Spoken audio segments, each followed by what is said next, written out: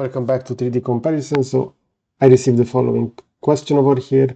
Could you make a video how to make the 3D connection device set up over here? So let's take a look.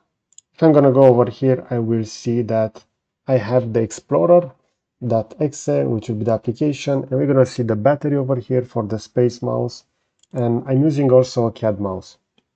You can double click on that, and that will open the 3D connection window over here. So you can swap between the SpaceMouse wireless and the compact mouse wireless over here. And you can see additional information. You can set up the speed. You can go within buttons over here, and you can specifically modify those as you want. You can go also within advanced settings. As you can see, I have my my mouse set like this. I don't have acceleration, and I have smart scrolling enabled. If I will go for the SpaceMouse, we're going to see that we have additional information, and we can also calibrate this. Now, this will work just by default within CATIA. So if I'm just going to double click on this, and if I will jump within CATIA, we're going to see that now if I will try to do the rotations, they will act accordingly. So you can also select a component. I'm going to press the button to the right.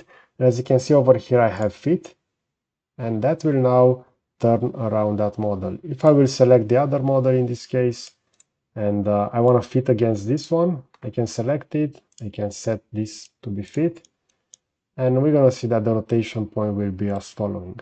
Within Imagine a Shape, if I'm just going to move the viewport over here and I will create a new primitive over here, we're going to see that now the pivot point will be set as following.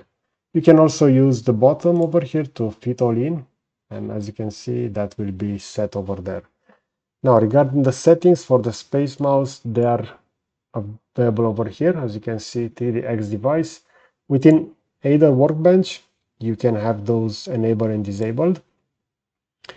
And we're going to see that this will toggle the translation mode. So as you can see, if I'm just going to move the SpaceMouse to the left and to the right without actually rotating the knob, this will do the pan. If I will have that disabled, now I can no longer do that. I can just do, in this case, the rotations as following. I can also disable the rotation. As you can see, I don't have the possibility to block both of those, and now I can just pan around over here and zoom in and zoom out, and this will be the toggle for dominant mode. If I will enable that, we're gonna see that this will now be disabled, and I can also have this set to work. And over here, you're gonna have the sensitivity.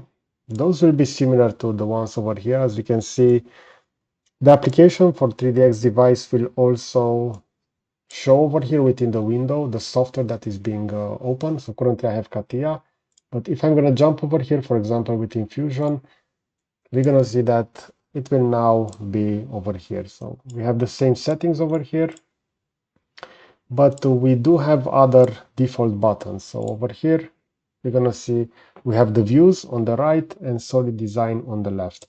And you can go ahead and you can add additional elements over here. So this is currently set to radial tools. So if you want to add other buttons, you can do so over here quite easily.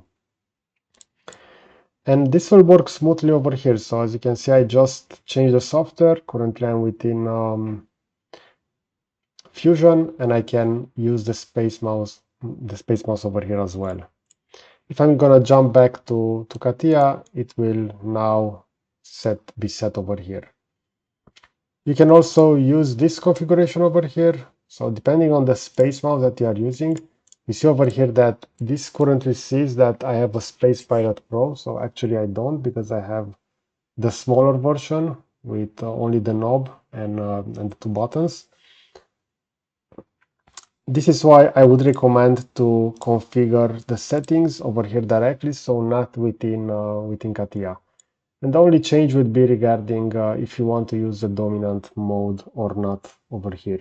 But I will make an additional video just regarding dominant modes, so you can see the difference between that feature with the enable and disabled. Okay, so I hope you enjoyed this kind of content. You're gonna find a similar video over here on the left side, and I will also add a subscribe button to the right. So that's it. Thanks for watching.